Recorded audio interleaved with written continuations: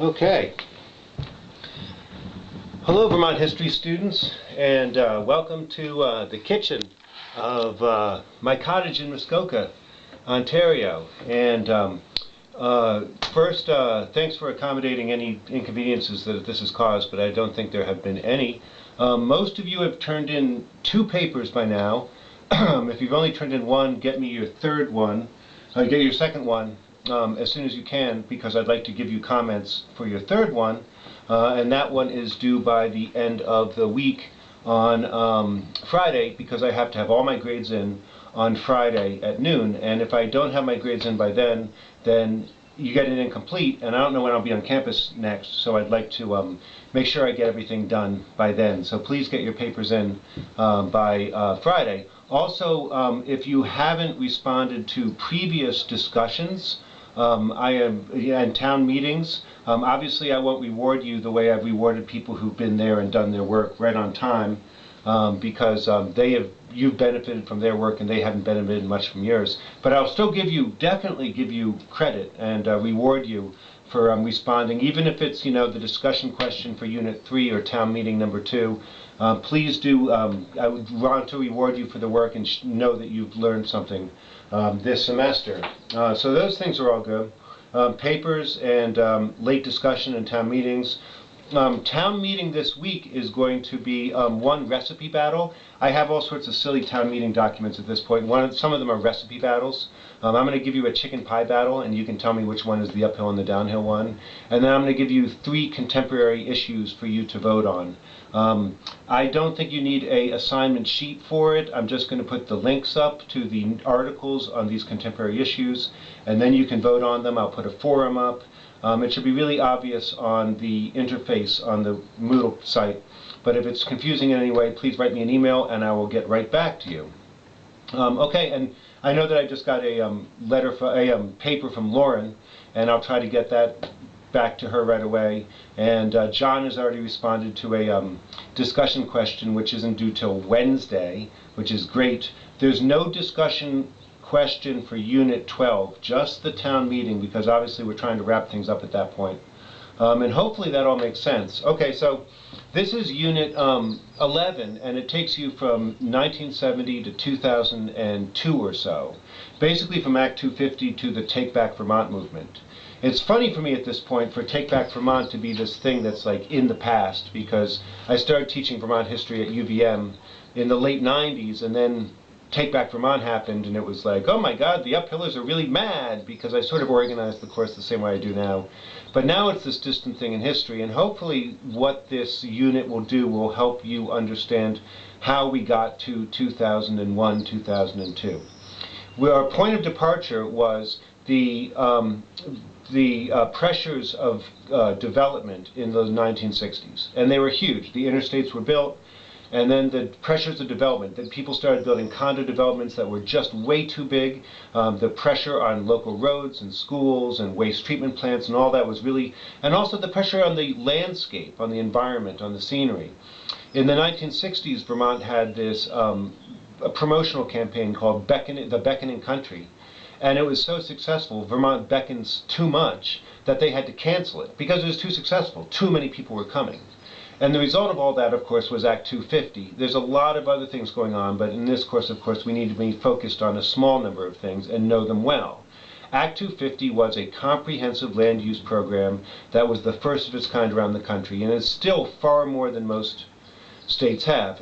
It's obviously something that frustrates virtually everyone at one point or another and makes some people really mad, but in order for Vermont to retain its essential character in some ways and lose its essential character in other ways, we needed that law. So Act 250 gets passed, and Vermont gets this reputation for being an enormously environmental state.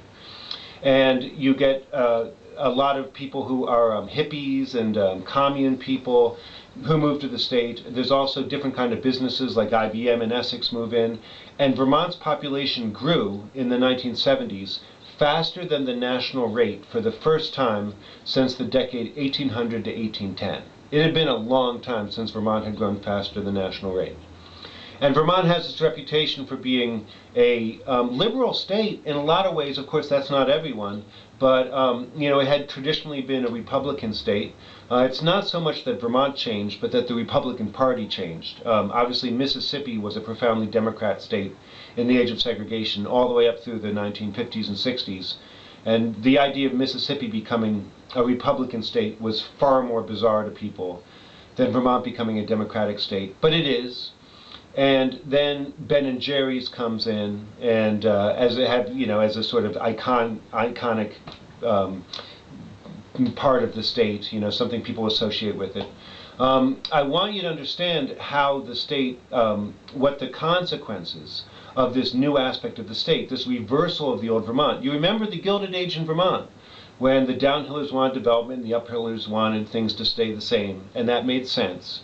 And then you have 100 years of evolution, and then you end up in many ways in the opposite place. The residential patterns. Downhillers want to live uphill, uphillers are forced to live downhill. But a really nice, I think, representation of this is a piece of fiction. And so on the Moodle page for the unit, you can read Chapter 6 of Crossing to Safety. It's written by a guy named Wallace Stegner, who owned a summer house in Greensboro. And he understood these issues really well. He wrote this wonderful book about a bunch of things, but this chapter 6 is about how there's a father who's a professor at Harvard of English, and he has a daughter, and there's a graduate student at Harvard who's smitten with her, and he has sort of crummy clothes, old, nice clothes, but they're sort of all seedy now and threadbare. And he drives up to their summer house on Lake Caspian in Greensboro, and they complain to him, he's courting this woman, and they complain to him that the undeveloped land, which is a farmer's land, which is across the lake, is going to get developed, and they're going to put in a roller skating rink and a movie theater and a hotel, and it's going to be loud, and there'll be broken bottles and all these things, and it'll ruin their view, it'll ruin their vacation place. And so it turns out that the young man, the graduate student, is filthy rich. And in order to win this woman's hand, he goes and he buys up that land and leaves it undeveloped, which is great. It makes the lake undeveloped.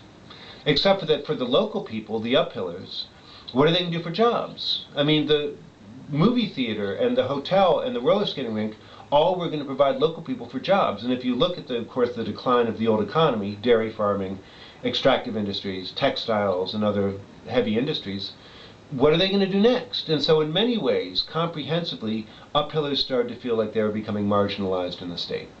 Which leads us to Take Back Vermont, which for most of you is going to seem like ancient history. You were born around then. For me, it was like incredibly exciting because I'd already come up with the uphill-downhill thing. And then people in my classes were like, boy, the uphillers are really mad now, aren't they? I was being a traveling lecturer for the Vermont Historical Society and traveling around the state. You'd go to like Orange County and these Take Back Vermont signs would be everywhere. And then I would go back to UVM where I was teaching and people would be like, take back what? Burlington had none of these signs. And what it was about was that uphillers were feeling like all the decisions were being made by downhillers for downhillers, and that they weren't having their voices heard.